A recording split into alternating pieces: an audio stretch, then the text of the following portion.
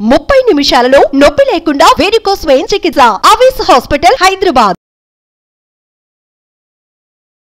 నమస్తే, welcome to India's largest digital media network Suman TV. నేను మీ కీర్తి. నాతో పాటు ప్రముఖ ఆధ్యాత్మికవేత్త డాక్టర్ అనంతలక్ష్మి అమ్మ గారు ఉన్నారు. నమస్తే అమ్మా. నమస్తే తల్లి. అమ్మా, భగవద్గీత మనిషి ఎందుకు చదవాలి? చదివిన తర్వాత చదవడానికి ముందు అసలు వాడి జీవితంలో ఎలాంటి మార్పులు వస్తాయి? భగవద్గీత అంటే భగవంతుడు పాడిన పాట అని అర్థం అనట. ఆయన నోటి నుంచి వచ్చింది. ఆయన పాడాడా అంటే ఆయన చెప్పిన మాటని వ్యాసుల వారు శ్లోకాల రూపంలో మనకు అందించారు గనక, శ్లోకాలు లయబద్ధంగా ఉంటాయి గనక, పాడడానికి అనువుగా ఉన్నాయి గనక ఆయన చేత పాడబడింది అని మనం చెప్తూ ఉంటాం. దీన్ని చదివితే అంటే చిలక పలుకుల్లాగా చదివారా, అర్థం చేసుకుని చదివారా అన్నది ప్రధానం. అర్థం చేసుకుని గనక చదివినట్టయితే అందులో ఉన్నటువంటి భావన మనిషి యొక్క ప్రవర్తనని సరిచేస్తుంది.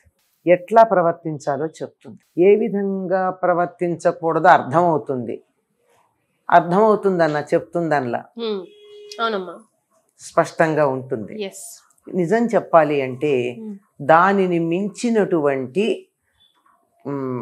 సత్ప్రవర్తనకి సంబంధించిన, భగవద్గీతను మించినటువంటి వ్యక్తిత్వ వికాస గ్రంథం మనకు వేరేది లేదనిపిస్తుంది. వ్యక్తిత్వ వికాసం అంటే ఏమిటి?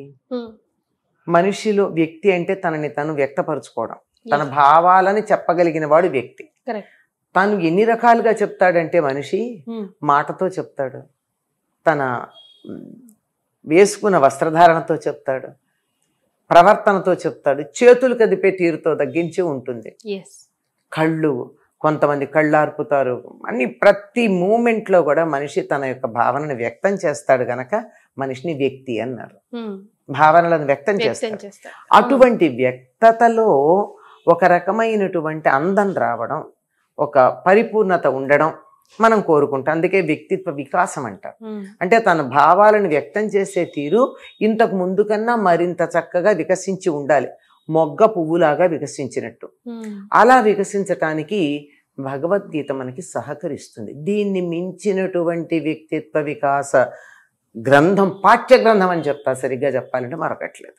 ఎందుకు అంటే మనిషికి విషయాలు ఏమీ తెలియవని కాదు, చాలా తెలుసు. తెలిసినా కానీ అదే తెలిసిన విషయం నీకు ఒక రకంగా చెప్తాను, నేను చేసేటప్పుడు మరొక రకంగా చేస్తాను. నాకు ఎంతసేపు నా వ్యక్తిగతమైన ఇష్టానిష్టాలు ఏవైతే ఉన్నాయో అవి అడ్డొస్తూ ఉంటాయి. దాంతో నాకు మంచి చెడు తెలిసినా నేను దాన్ని సరిగ్గా అమలుపరచలేను. ఇంకోటి చాలా బాగా చెప్తాం, అవునండి, నా దగ్గరికి వచ్చేటప్పటికి తేడా వస్తుంది. అదే అలా ఉంటుంది. అలాంటప్పుడు అటువంటి సందేహాలు ఏవైతే వచ్చాయో అవన్నీ మనిషి యొక్క వ్యక్తిత్వాన్ని నాశనం చేసేది. వాటిని ఏ విధంగా పోగొట్టుకోవాలో చెప్పేటటువంటిది భగవద్గీత. అర్జునుడికి తెలుసు కదా, ఎన్ని యుద్ధాలు చేశాడమ్మా, ఎన్ని చోట్ల గెలిచాడు. అన్ని చోట్ల గెలిచిన వాడు ఇక్కడికి వచ్చేటప్పటికీ గాంధీవం సంస్థేహస్తాత్ అన్నాడు.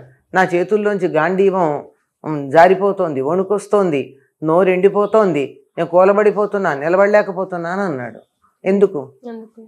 ఎందుకంటే ఇంతకుముందు చంపిన వాళ్ళు, ముక్కు మొహం తెలియని వాళ్ళు, ఇక్కడ చంపడానికి వచ్చినటువంటి వాళ్ళు తన ఆత్మీయులు. నా అన్న వాళ్ళ దగ్గరికి వచ్చేటప్పటికి ఇది. చాలా మంది డాక్టర్లు అండి వాళ్ళ సొంత పిల్లలకి ఇంజక్షన్ చేయరు, ఊళ్ళో వాళ్ళందరికీ గుచ్చి పెడతారు. వాళ్ళ పిల్లల దగ్గరకు వచ్చేప్పటికి ఇంకో డాక్టర్ దగ్గరికి తీసుకెళ్లి చేయిస్తారు. అంటే నా అనే మమకారం ఎప్పుడైతే వచ్చిందో మనం ఎలా ప్రవర్తించాలో ఆ ప్రవర్తన అలా కాక మరో రకంగా మారిపోతూ ఉంటుంది. దానిని జయించినప్పుడు మనిషి పర్ఫెక్ట్గా ఉంటాడు. ధర్మం విషయానికి వచ్చేటప్పుడు నీ నా అనేటటువంటి తేడా లేకుండా అందరి పట్ల ఒకే రకంగా ఉండాలి. కనుక ఎందుకు అర్జునుడు భయపడ్డాడు అన్న దగ్గర మొదలుపెట్టి, నా వాళ్ళన్నందువల్ల కదా నువ్వు భయపడ్డావు, పరాయి వాళ్ళైతే ఈ పాటికి అయిపోయి ఉండేది కదా అని చెప్పి అర్జునుడు అనేటటువంటి వాడిని ఒకడు వంకగా పెట్టుకుని ఈ కలియుగాంతం వరకు కూడా మనిషి యొక్క ప్రవర్తనకి సంబంధించినటువంటి ఒక టెక్స్ట్ బుక్ అందించాడండి శ్రీకృష్ణుడు. అంచేత అందులో మీరు గమనించినట్టయితే ఈనాటి యువతరం ఎటువంటి ప్రశ్నలు అడుగుతారు, అది నీ ముందర ప్రారంభంలో చెప్పా. తెలియక కాదు, తెలిసి కూడా నాకే ఎందుకు ఇట్లా ఉంది, నేనే ఎందుకు చెయ్యాలి, నేను ఇప్పుడు చేయకపోతే ఏమైంది, ఇంకోళ్ళు చేస్తారు కదా. తెలిసినటువంటి సత్యాన్ని మెట్టవేదాంతంగా వాడుకుంటారు. ఎలాగో ఉంటుంది కదండి, కర్మ అన్నారు కదా, ఎలాగో జరుగుతుంది, నేను చేయకపోతే ఏం చేసినా ఒకటే, ఇలాంటి పిచ్చి పిచ్చి మాటలన్నీ మాట్లాడుతూ ఉంటారు. నిజానికి ఆ క్షణాన్ని వినడానికి మనకు కూడా వీళ్ళు చాలా లాజికల్గా మాట్లాడుతున్నారే అనిపిస్తుంది. కానీ విషయం అది కాదు. తప్పించుకోవడానికి డ్రామా, మనసాడే డ్రామా. పాపం వ్యక్తి ఆడాడు, ఈ వ్యక్తి మనసాడుతూ ఉంటుంది డ్రామా. అటువంటి దాన్ని జయించటానికి ఏం చెయ్యాలి అన్నది కృష్ణుడు చాలా చక్కగా చెప్పాడు. ఇదందరూ ఎవరనుకుంటున్నా ఉంటారా, ఎంత ఉంటారు, ఎంతకాలం ఉంటారు, ఈ శరీరాలు శాశ్వతం కాదు, ధర్మమే మిగిలి ఉంటుంది, ఇవన్నీ చెబుతూ ఎలాగా ఈ కాలం కుర్రవాళ్ళు ప్రశ్నలు అడుగుతారో హాఫ్ నాలెడ్జ్తో అట్లాంటి ప్రశ్నలు అర్జునుడి చేత అడిగించి వాటికి సమాధానాలు చెప్పుకుంటూ వచ్చాడు.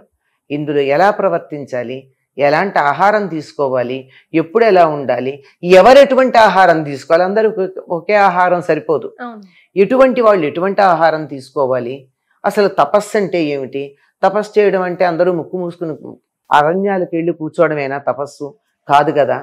కాయిక, వాచిక, మానసిక ఇలాంటి తపస్సులు ఉన్నాయి. అంటే ఎవరి కర్తవ్యం వాళ్ళు నిర్వర్తించటమే తపస్సు, త్రికరణ శుద్ధిగా. ఇట్లా ఇంత చెప్పాక ఒక మాట అంటాడమ్మా. ముందేమన్నాడంటే అర్జునుడు, నేను భయపడ్డాడు, ఈయనేమో మొదట తిట్టాడమ్మా. క్లైబ్యం మాస్మగమ పార్థ అన్నాడు. నువ్వు క్లైబ్యం పొందకయ్యా అన్నాడు. క్లైబ్యం అంటే నపుంసకత్వం, ఆడా మగ కాని లక్షణం. నువ్వేమిటి అలా నపుంసకల్లా మాట్లాడుతున్నావు, మగాడివి కదా నువ్వు, ఎందుకు ఇట్లా మాట్లాడుతున్నావు అన్నాడు. ఈ రోజుల్లో వాళ్ళు ఏం మాట్లాడేవారో తెలుసా, నేను చెప్తా. ఏమిటి ఆడదానిలా మాట్లాడుతున్నావు అంటారు. ఆడవాళ్ళంటే చులకన, కృష్ణుడికి ఆడవాళ్ళంటే చులకన భావం లేదు గనక నపుంసకుల్లా మాట్లాడేవన్నాడు తప్ప ఆడదానిలా మాట్లాడేవన్లా. చూడండి ఎంత, కృష్ణుడికి ఈ విషయంలో దండం పెట్టాలా అక్కర్లేదా అంటే అలా మొదలుపెట్టి ఇంకోటి నపుంసకుడు అనే కాకుండా జీవం లేని పదార్థాలన్నీ క్లీబాలి. అంటే చచ్చిపోయిన శవంలాగా మాట్లాడుతున్నావు అని కూడా అర్థం. అక్కడ ప్రాణం ఉందా లేదా నీకు అని మొదలుపెట్టి, తిట్టుతో మొదలుపెట్టాడమ్మా. మొదలుపెట్టి అయితే నేనేం చేయాలో చెప్పు అంటాడు. శాధిమాం, నన్ను శాసించు అని అడిగాడు అర్జునుడు. ఇన్ని చెప్పాక అంతా పూర్తయ్యాక యథేచ్ఛసి తథాకురు అన్నాడు కృష్ణుడు. నీకు ఎట్లా కావాలో అట్లా చేసుకో, చెప్పాల్సిందంతా చెప్పారు. ఇది ఎవరైనా నేర్చుకోవాలి. ఎవరు నేర్చుకోవాలి? గురువులు నేర్చుకోవాలి, తల్లిదండ్రులు నేర్చుకోవాలి, అధికారులు నేర్చుకోవాలి. చెప్పాల్సిందంతా చెప్పాలి, బలవంతం చేయకూడదు.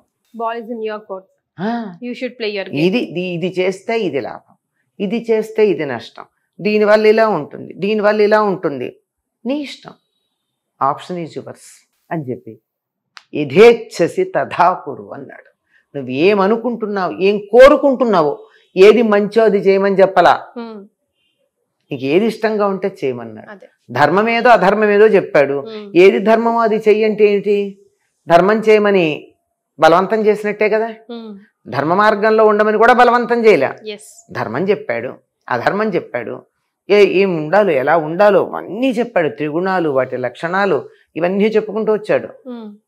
మనస్సు యొక్క ప్రభావం, ఇంద్రియాలు, వాటి విషయాలు చెప్పని విషయం లేదు, అన్ని విషయాలు చెప్పి ఎన్ని డౌట్స్ అడిగితే అన్ని డౌట్స్ క్లియర్ చేసి ఇంకా నీకు అర్థం కాలేదా అని తిట్టకుండా అన్నీ చెప్పి నీ ఇష్టం, ఏం చేయాలనుకుంటున్నావో అట్లా చేయి. ఇది అందులో చెప్పింది.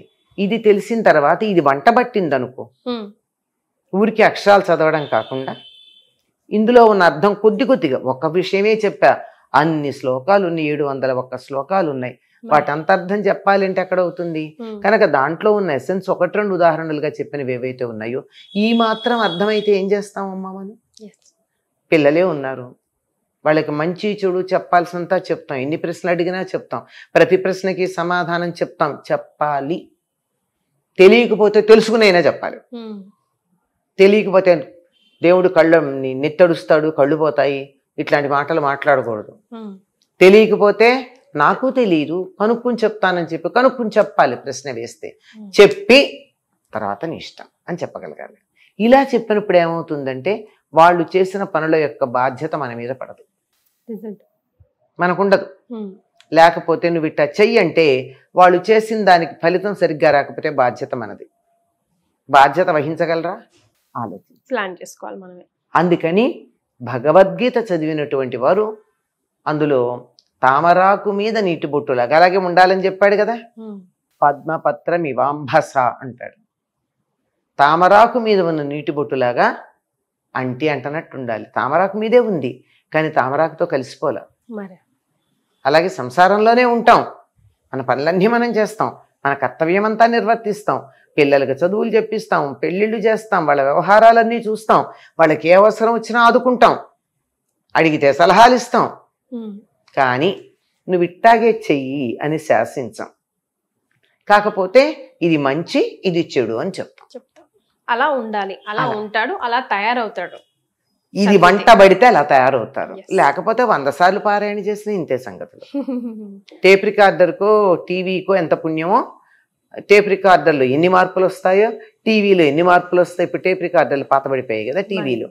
టీవీకి ఎంత మార్పు వచ్చిందో భగవద్గీత అన్నిసార్లు చదివితే ఆ వ్యక్తికి కూడా అంతే మార్పు వస్తుంది. అర్థం చేసుకుని చదివితే ఈ మార్పు లైఫ్ చేంజ్ అవుతుంది. థ్యాంక్ యూ సో మచ్ అమ్మా. నమస్తే అమ్మా. సుమన్ టీవీలో మీ పర్సనల్ అండ్ బిజినెస్ ప్రమోషన్స్ కోసం కింది నెంబర్కి కాంటాక్ట్ చేయండి.